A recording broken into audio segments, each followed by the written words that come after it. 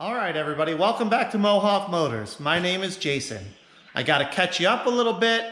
I'll let you know what I've been working on, and then we'll get into more tomorrow evening. But right now it's about 11 o'clock on Tuesday evening. Yesterday was Memorial Day. Happy Memorial Day to everybody, and for any of you who served or are serving, thank you very much. Appreciate it. Give us the ability to do awesome stuff like have our own workshop. So had a nice long weekend away with the family and kids. That's why I missed what was actually supposed to go up today, a video. Guys, I was gone and I just didn't have enough footage to get a video together for you. This is a hobby, not my job, but I do like sharing with you, and I'm trying to keep on that schedule. So I apologize for missing getting a video uploaded today. This one you will see on the coming Saturday. I guess for you it will be Saturday when you see it. And I'm going to do the best I can to stick to that schedule going forward. We've got more trips and stuff scheduled this summer, so I may miss a few. I may be able to get enough stuff stocked up to keep them all coming on that regular schedule. But either way, I appreciate you watching. I appreciate your patience if I miss one. And I'll see you when I see you, I guess. So the good news is, while we settle down. While we were gone, a bunch of parts showed up. My new oil pan gasket, intake manifold gaskets, transfer case gasket, valve cover gaskets, transmission filter, knock sensors and harness. These say genuine GM. I don't know about that. We'll find out. Hopefully they are. It's just a packaging that I don't recognize. Exhaust manifold bolts. The oil dipstick tube. What else? Transmission filter. Basically everything I need to get going on my engine here and getting it prepped to be dropped into the K5. The transmission and transfer case adapter shipped today. It says it will be here by Friday, but it's coming through UPS, and UPS seems to usually be ahead of schedule for me. So hopefully that'll be here in a couple days, and we can get the transfer case married up to this combo as well, so it's all ready to be plopped back into the Blazer.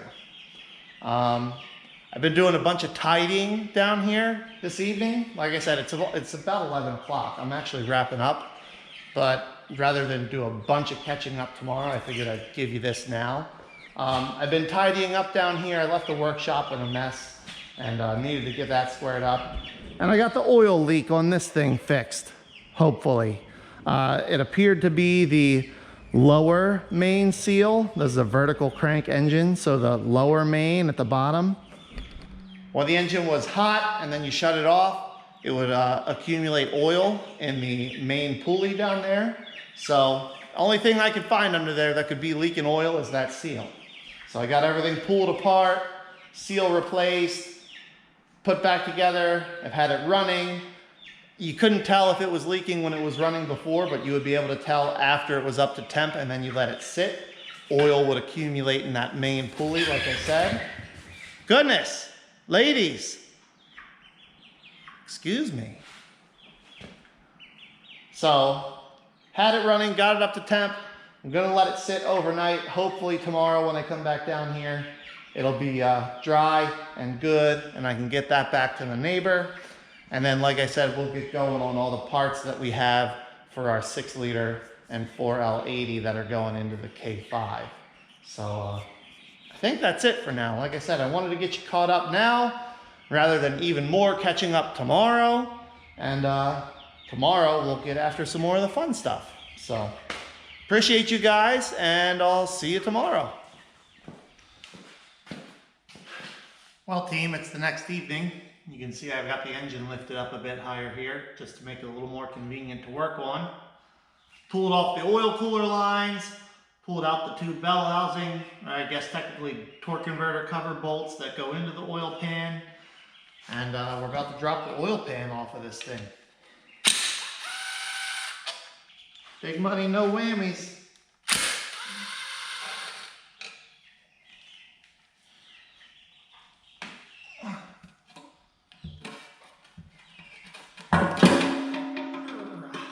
There she is. There we go. Still a little oil in the bottom there. Really doesn't look bad.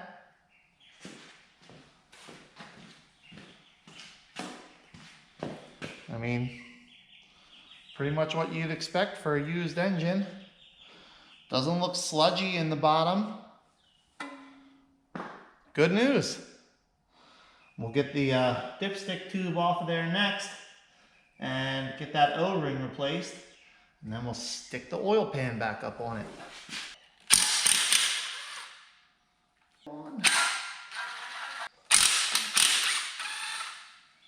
Now she's ready to fall off. There we go. There's our dipstick tube, or our suction tube. And that looks like, oh yeah, that's a hard O-ring. That's probably the original O-ring to this thing. Let's see, does it pass the squeeze test? Oh, it doesn't go back to shape like it should, but it didn't break. I've had them come out of there so brittle, as soon as you squeeze them, they just break into pieces. So I'm gonna get everything cleaned up, and then we'll stick it back together with the new oil pan gasket. Oh, and it never hurts to look either. Look in the bottom of the pickup here. See if there's any gunk or goo stuck against the screen. But nice and clean in there. That's what we want. So good. That's what I was hoping to find. I mean, I was pretty confident that's what I was going to find. This engine didn't give any indicators of problems. So now we'll get stuff cleaned up, and then we'll put it back together with the new gaskets. All right, I'm back. I've got the dipstick, or the oil pickup tube, all cleaned up. I got my new O-ring on it. This one uses a green O-ring. I'm going to try to put links to the parts that I use in the description for you guys. If I forget, hit me in the comments. Tell me, hey, silly, you forgot to put the links in the description. But the kit that I like to get, it's made by Melling, who also makes these oil pumps. And it comes with a little instruction sheet, and it tells you which shape pickup tube requires which shape or which color O-ring that comes in the kit. So you just follow the instructions, make sure you put the right O-ring on before you try to poke it in there. You lube it up really well, and then you just stick it back up in the hole that it came out of. And it should be a nice firm fit. I think we need more lube.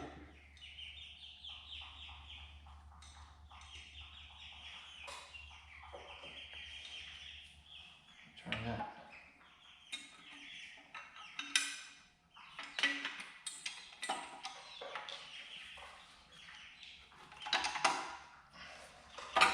This is a bad angle. Let me see here.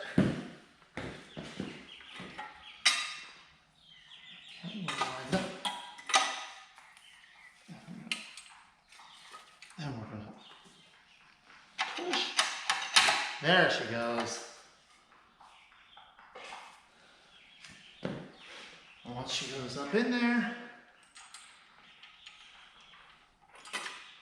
then you can put your little retainer bolt back on. Guys, don't fall victim to the internet horror stories that, oh, you need this extra special retainer to keep the pickup tube in place. Keep in mind, in factory configuration, these engines go hundreds of thousands of miles, and the pickup tube doesn't fall out of the oil pump. So if you're not doing some kind of crazy performance build, that stock bolt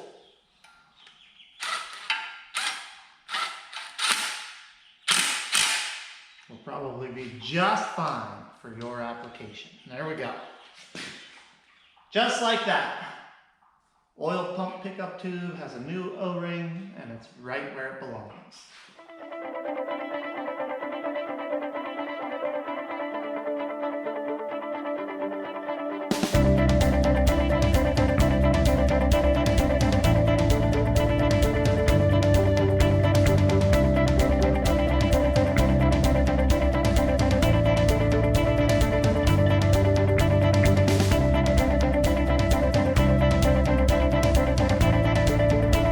Well, as you saw, got the oil pan back on, all torqued into place, pickup tube inside, new O-ring, that's all set to go.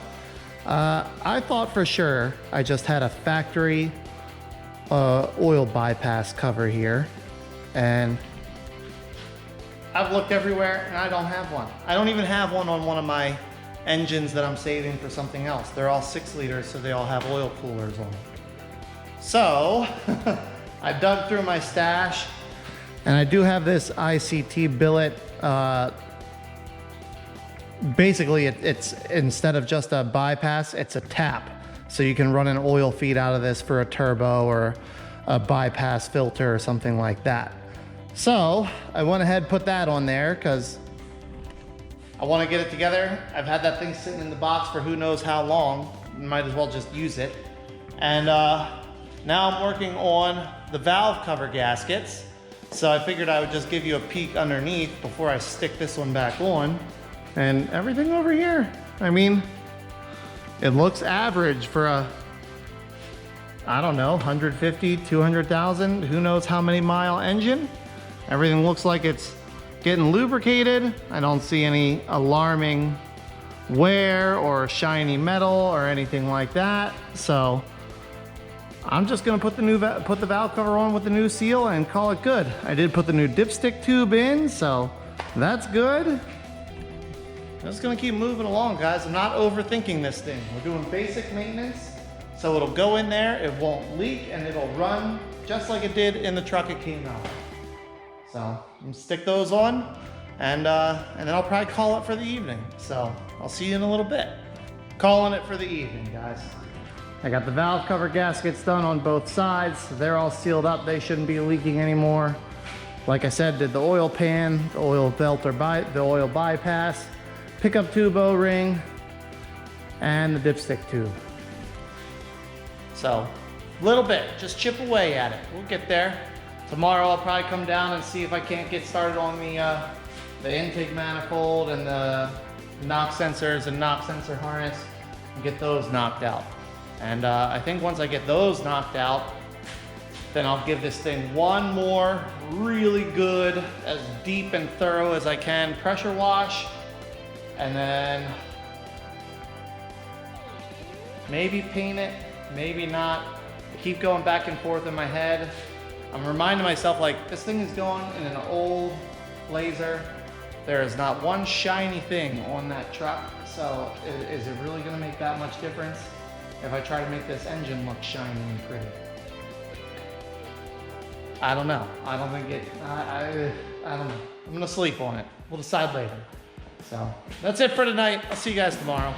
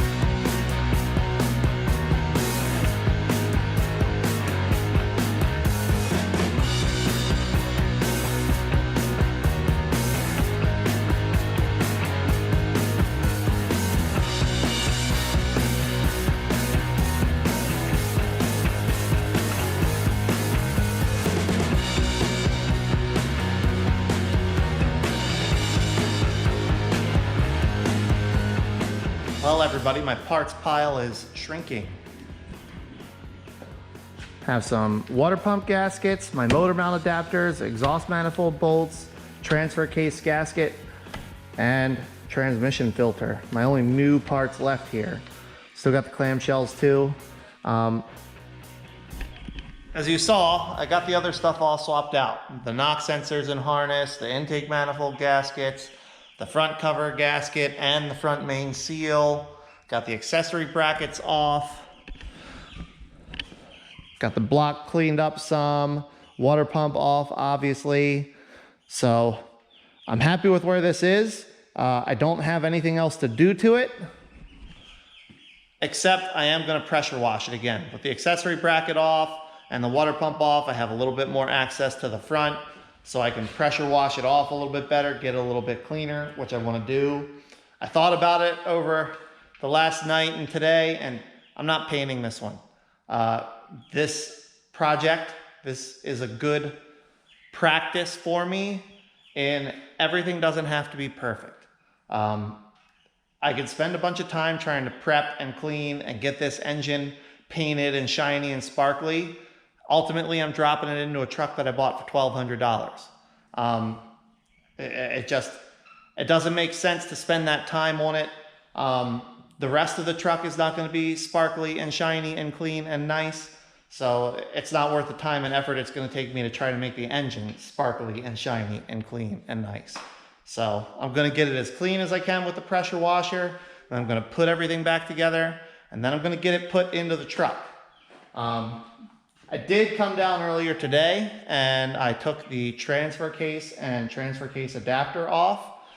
And the transfer case looks to be in good shape, fortunately. So I'll probably sell that one. I don't have any trucks that use an MP263 HD. So I'll probably sell that and put the money towards this project. But I wanted to show you this transfer case adapter. So you can see it's cracked all the way around and down underneath, right in to about this web and then up to the middle.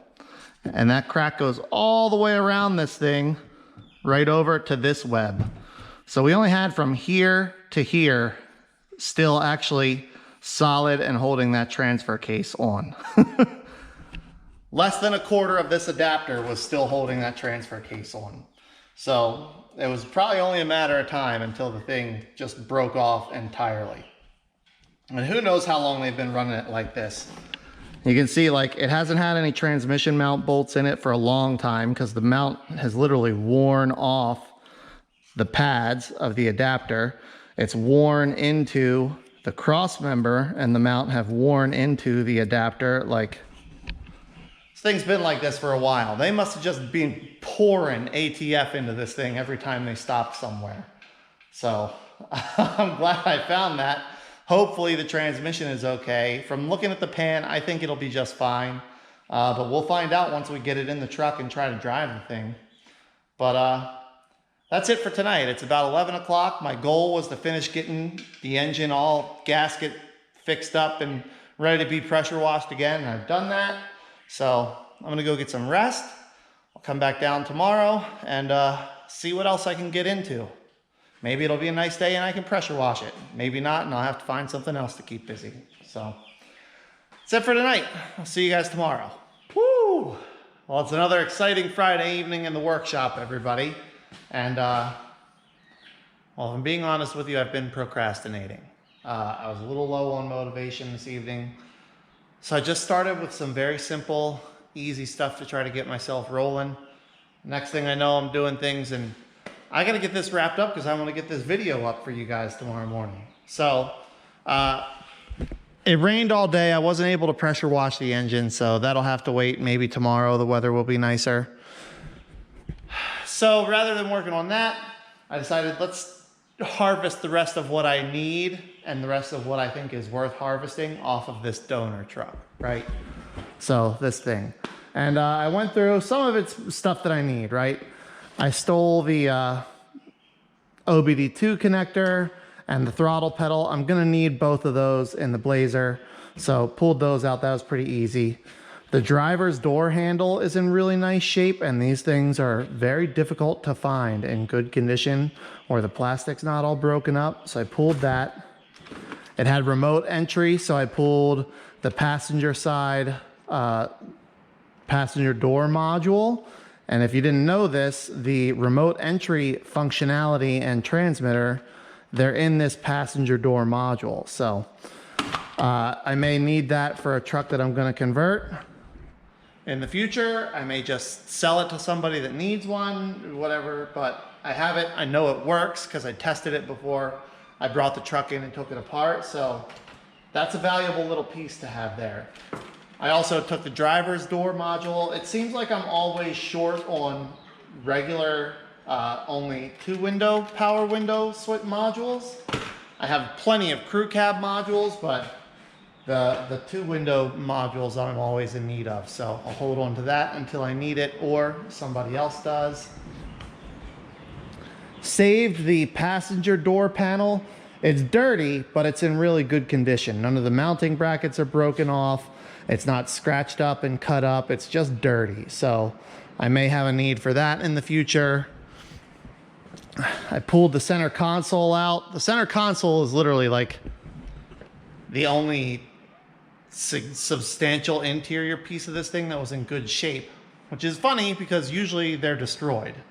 But pulled that. Those are always useful. And nothing else in here is really worth taking.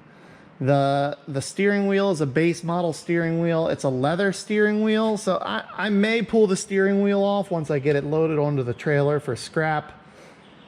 I may save the dash bezel. I seem to always have plenty of these dash bezels, so that'll probably just stay in here.